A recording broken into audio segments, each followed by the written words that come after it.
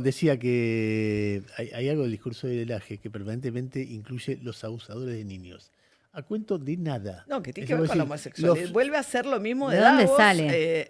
¿De dónde sale? Bueno, cuando vos lees, por ejemplo, yo estoy muy fascinado con el libro Síndrome 1933. Para, me Sí, dejaste. Y no, Somos dos. y en ese libro, una de las cosas que muestran del discurso que va generando el ambiente para el nazismo es que a los otros, en este caso a los judíos o a los inmigrantes o a los comunistas, se le atribuye a todo el tiempo delitos sexuales.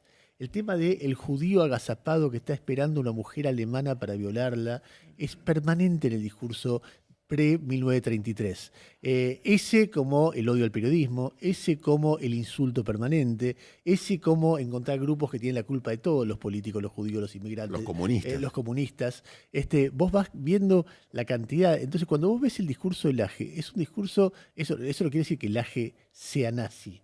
Pero el discurso de él es muy pensado y muy concordante con lo que se decía en aquellos momentos previo al ascenso del nazismo. No, y hoy Milei, además, porque esto combina con estos tiempos de los fantasmas de la ultraderecha, de Elon Musk en Estados Unidos y todo lo demás, reiteró en AmCham la idea que la humanidad se está terminando porque las mujeres no tenemos hijos. Él, que no. Él, su hermana, pero Laje, no importa. Márquez. Está doble estándar. Márquez sí. Bueno, pero entonces dices, el mundo se está terminando porque las mujeres no tenemos hijos, culpa de las aborteras, el mundo termina, porque la tasa de natalidad... Lo dijo para Argentina y dijo una pavada, porque en Argentina la tasa de natalidad se desploma a partir de 2014. Se desploma particularmente en 2014 y 2020. ¿Cuándo se sanciona la ley del aborto? El 2023. Fines del 2020. De 20, Fines del sí, 2020, claro. diciembre de 2020. Entonces, la natalidad en Argentina cayó 35%, pasaste de unos redondeos, 700.000 nacimientos al año a unos 500.000, y casi toda esa caída se produjo antes de la sanción del aborto. Debido a... Debido a varias cuestiones. Una es los anticonceptivos subcutáneos, el plan de embarazo, el chip, la prevención del embarazo adolescente. Probablemente el auge del feminismo a nivel que también habilita eso, ¿no? Hay Después la malaria. O sea, cuando... y clima de época, porque baja, desciende la natalidad. Baja en todo el mundo la natalidad. En todo el mundo. En todos lados pasa. Hay un clima, o sea, la natalidad baja con el desarrollo económico. Por eso no estoy tan de acuerdo con el tema de la malaria. Por hecho, si fuera así, deberían tener menos hijos los más pobres y ocurre al revés. ¿Cómo se explicaría? No, bueno, pero supongo que una cosa es, en la clase media hay una ambición de tener cierta solvencia antes de tener hijos. Y entonces eso genera una perspectiva. No, pero Yo tuve dos en el 17 y en el 19, así que altero la estadística. Pero de eso no te van a echar la culpa. Hay un cambio muy importante en el rol de las mujeres. Digamos, hace 50 años atrás, el nivel educativo de los varones era considerablemente más alto que el de las mujeres, y hoy el nivel educativo de las mujeres es más alto que el de los varones, no solo en Argentina, sino en gran parte del mundo. Y eso también va de la mano, o sea, es causa y consecuencia de eso. O sea, porque Oye, claro, ¿qué es escucharlo de Milei? Porque es interesante, porque además estamos hablando de alguien de una no por tu solo hijo. ¿Entendés? Lo que digo, está bien, a mí no me importa, a mí francamente no me importa. Pero él sí. Pero escúchalo, porque le parece gravísimo. Digamos, la Agenda 2030 y todo lo que, digamos, es la agenda del progreso, digamos, o sea... Pero bueno, ahora se están dando cuenta que se les pasó la mano en atacar a la familia, a atacar, digamos, a las dos vidas, y ahora lo estamos pagando con caídas en la tasa de natalidad. Ahora el miedo es que el mundo se quede sin gente. Lo hubieran pensado antes. Digamos, nos hubiéramos ahorrado bastantes asesinatos en el vientre de las madres. Pero al margen, de algunas cuestiones criminales. Bueno, pero ahí de vuelta, ¿no? Él está atribuyendo la caída de la tasa de natalidad argentina al aborto, y prácticamente toda esa caída de la tasa de natalidad precede al aborto, es 2014-2020. Pero está anunciando el fin del mundo. ¿Qué relato es mejor que ese? Perdón. Está anunciando que la humanidad se va a terminar por culpa de personas como las que no tienen hijos. Y en realidad, si haces doble clic, en realidad hay un discurso más culturalista detrás, bastante rosa el racismo. ¿En qué sentido? Totalmente. La rosa población en el mundo va a seguir creciendo hasta el 2100. Pasa que impulsada por África y Asia, los países pobres. Pero donde decrece. Eso no. Por eso digo, eso no. Claro, por eso te digo que es aporófobo o racista. Donde sí tienes un estancamiento de la población es en los países desarrollados, pero eso es una tendencia que pasa en gran parte del mundo, y los países desarrollados lo están compensando con migración, pero bueno, eso también genera problemas. Dado que la mujer cuando se inserta en el trabajo y tiene hijos, se retarda su desarrollo profesional, razón por la cual un economista gana un premio Nobel, pero él dice que no existe tal cosa como la desigualdad de pago. Entonces, digamos... Pero vos te das cuenta, porque nosotros ya lo hemos naturalizado. De vuelta, estamos discutiendo cosas que ya se habían discutido y a las cuales ya se había llegado a cierto consenso, como la que acabas de mencionar sobre igual trabajo, igual salario, sobre un montón de derechos. Cambio climático. Eran muy raros, muy extremos, muy locos los que cuestionaban esas cosas que se habían incorporado al sentido común. Por eso ahora siento que lo que está siendo amenazado es el sentido común. Cuando te encontrás con esto cultural, de que, ¿no? Es parte de la batalla cultural. Yo me acuerdo de la época de López Rega, se planteó exactamente el problema en contra del control de la natalidad, en contra de que esto era un plan para terminar con los argentinos. Estos discursos paranoicos de que se viene el fin del mundo son impresionantes. Si vos mirás la serie histórica de la tasa de natalidad, la cantidad de hijos por mujer en Argentina, en 1850 era 7 hijos por mujer, más o menos. Eso es... En gran parte del mundo del siglo XIX era así. Y en Argentina, en muchos otros países del mundo, eso fue bajando. Y se estanca en los años 50, 60. Y en los 70 sube un poco, por eso que decide López Rega. Claro. Después vuelve a bajar. Después de los fines de los 70 vuelve a bajar lentamente. Y desde 2014 en adelante, ¡pum!, se desploma. Sheila, si vos pudieras... me da órdenes todo el tiempo. ¡No! Sí. Si vos pudieras... Quiero que tu voz salga bien. Muchas gracias. Se escuche. Te queremos Yo lo escuchar. que quería preguntarle a Sheila era cuando vos hablas en Focus Group con la gente. Yo sé que es una pregunta muy amplia. Sintetizar en qué está la mente de la gente en este momento, en lo económico, en lo político, en relación a la batalla cultural.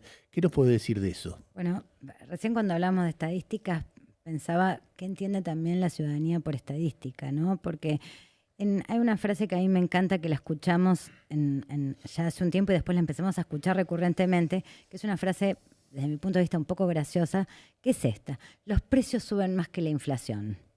La escuchamos en el marco de la campaña del 23 por primera vez, y la empezamos a escuchar recurrentemente, ¿no? Digamos, fue casi como cuando la escuchamos por primera vez. La inflación de bolsillo, es distinta a la inflación... Sí, es la experiencia cotidiana de la inflación. Los precios suben más que la inflación, ¿no? Digamos, eso es lo que dice la gente. Es un contrasentido, ¿no? Digamos, si los precios suben más que la inflación, ¿qué estás midiendo? ¿No? Digamos, tenés un problema con la estadística. Alguien miente. O sea, tenés un problema entre las narrativas y la experiencia cotidiana, tenés un problema de lectura de qué es la estadística, tenés una sensación de que hay algo que no es. Entonces, la primera cosa es, bueno, el gobierno logró en el último tiempo acomodarse y recuperar un poco, porque viene de una situación bastante difícil. La verdad que en las últimas 3-4 semanas logró volver a dominar agenda, pero una de las cosas que más escuchaba en el último tiempo es justamente esto de volvió, los precios suben más que la inflación, y una especie de desfasaje. No me alcanza. De desfasaje entre la narrativa oficial y la experiencia de la vida cotidiana. Entonces hay algo de acompañamiento sobre el rumbo, sobre todo en ese segmento del electorado, pero al mismo tiempo se termina el monotema de la inflación. O sea, hay un focus group y lo que aparece como tema prioritario es la inflación. Pero hay algo que es interesante porque ahí la estadística da la razón. ¿Sabes en qué sentido? El salario real, el poder adquisitivo, que se había desplomado en la primera parte del 24, cuando se baja tan fuertemente la inflación en la segunda parte del 24, el poder adquisitivo se empieza a recuperar porque los ingresos corren con inercia. Entonces vos ves la serie de salario y se empieza a recuperar toda la segunda parte del 24. A partir de marzo, que es un mal mes, que es 3,7%, ahí vos ya tenés un retroceso de vuelta del poder adquisitivo. Pero marzo-abril son los meses más, donde ese desfasaje narrativa-experiencia empiezan a hacer pie. Pero y no solo eso, pero también se termina la idea de baja la inflación, porque vuelve a aparecer, o sea, se termina el monotema y la lectura económica empieza a ser, y bueno, la guita no alcanza, es imposible conseguir un laburo de calidad. Mi punto es que en marzo y abril el poder adquisitivo cayó, frenó la tendencia que estaba recuperando, entonces ahí esa percepción tiene un anclaje en la está realidad. Claro, Dani, pero a ver, ¿y entonces qué más, Sheila? Bueno, eso es un tema que me parece que tiene que ver con uno de los elementos, yo Yo te diría que hoy volvieron a tener un poco las riendas, el gobierno se logró dominarlo un poco, pero te diría que es como el primer llamado de atención para el oficialismo de las cuestiones. Después, bueno, qué sé yo, cuando haces doble clic en algunas cosas, digo, tenés una desconfianza sobre todas las instituciones, el problema de la justicia aparece, empieza a aparecer como tema. No es solo la cosa antipolítica, sino también antijusticia, o sea, como una cosa de la casta ampliada, ¿no? Digamos, cuando hablas de inseguridad te aparece la justicia como actor, que también es un fenómeno nuevo. Pero te diría que todo lo tiñe la dificultad económica, el bolsillo, solo que no atravesado por, yo te diría como la locura de la inflación, que realmente era muy desestabilizante de la vida cotidiana. Sí. Esa cosa que de repente dice cosas locas, agrede. ¿Cómo se refleja en un focus group? ¿Con total indiferencia o hay un grupo de gente a la que hace ruido o es totalmente menor? Hay distintas respuestas. En general la gente más grande dice no me gusta pero él es así. O sea, hay permisividad, hay permeabilidad. O sea, no es una cosa que cambie el posicionamiento de los electores, ¿no? O sea, están evaluando otra cosa en primer lugar. Entonces aparece el no me gusta pero él es así. Y viste que después del pero siempre viene la verdad. Entonces es auténtico, él es así, ¿no? Digamos. Y después tenés un segmento más joven que es, si querés, incluso más festejante de eso, o sea, como que hay una escena de más empatía con, él dice lo que piensa, está bien, le dice las cosas en la cara, hay como una cosa más de validar ese ir de frente. Entonces tenés como distintos segmentos, ¿no? No, perdón, que ya están nuestros próximos invitados que vamos a hablar un poquito de economía. Así, bueno, entonces, o sea, nos están echando. No, te iba a dar, antes de echarlos, y les iba a invitar amablemente a que se retiren. A que hagas una reflexión final, sí, total. Bueno, va a haber Milei para rato en tanto no surja, no se construya algo que sea mejor que Milei. No algo que tenga que ver con las formas que conocimos. O sea, lo que va a superar a Milei es algo que tiene que ser tan nuevo como fue Milei en su momento, solo que del lado de los buenos esta vez. Pero para mí ese es el enorme desafío del cual te diría que la política no es necesariamente el principal protagonista, sino la sociedad.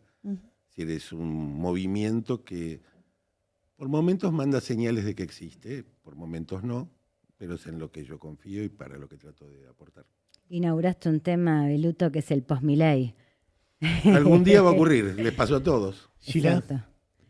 Bueno, a ver, viste, los años electorales en general se abre algo de la expectativa de cambio, ¿no? Digamos, hay que ver, yo digo, en qué medida la sociedad puede, ¿no? Digamos, el despertar esa sensibilidad de algo distinto. Por ahora, lo que estamos viendo es que los sectores más expectantes, con mayor expectativa en la vida social, están en la adherencia al oficialismo.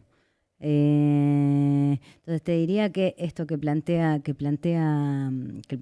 Beluto, y bueno, hoy es difícil, ¿no? Digamos, o sea, hay como una demanda fenomenal de discurso opositor y al mismo tiempo gran dificultad para enarbolarlo. A Milei le fue bien porque la economía se reactivó y porque la inflación bajó, que era su principal promesa electoral, y eso se dio en gran medida porque lograron planchar el dólar. Pero ese planchado del dólar tiene patas cortas, lo charlarán a continuación en el panel económico, y eso es un poco el gran signo de pregunta. Yo creo que la oposición a Milei va a probablemente ganar fuerza si hubiera una crisis, pero ojalá, digamos, nadie quiere que haya una crisis, pero veo un parecido de familia con 2017. ¿En qué sentido? De que 2017 a Macri le fue muy bien en gran medida porque logró anclar el tipo de cambio, la inflación bajó, la economía se reactivó, el poder adquisitivo se recuperó. A los pocos meses que Macri parecía invencible, que todo el mundo hablaba, acuérdense, de 20 años, pues se viene la última crisis. No me lo recuerdo. 20 años de crecimiento, a los 2 meses explotó una crisis porque no daban las cuentas externas. Y acá hay un punto muy frágil en la economía del gobierno, que son las cuentas externas. Yo soy de quien cree que por más de que haya superávit fiscal, no te blinda al 100% eso. Hoy salieron datos de comercio exterior del INDEC, las exportaciones en Argentina están estancadísimas y las importaciones están volando. Esa dinámica no es sostenible. Y la reactivación económica y la baja de los precios de los bienes se dieron en parte porque hay dólares para financiar esas importaciones. Eso tiene un límite. Entonces ahí yo pongo para seguirlo muy de cerca, porque ahí va a depender la sostenibilidad. El tema de la deuda, Dani, está fuera de discusión el tema de la toma de deuda pública. No es un tema de discusión social hoy. Es un tema de discusión. Muy bien, les agradecemos a los tres. Ha sido como siempre un gusto, de verdad.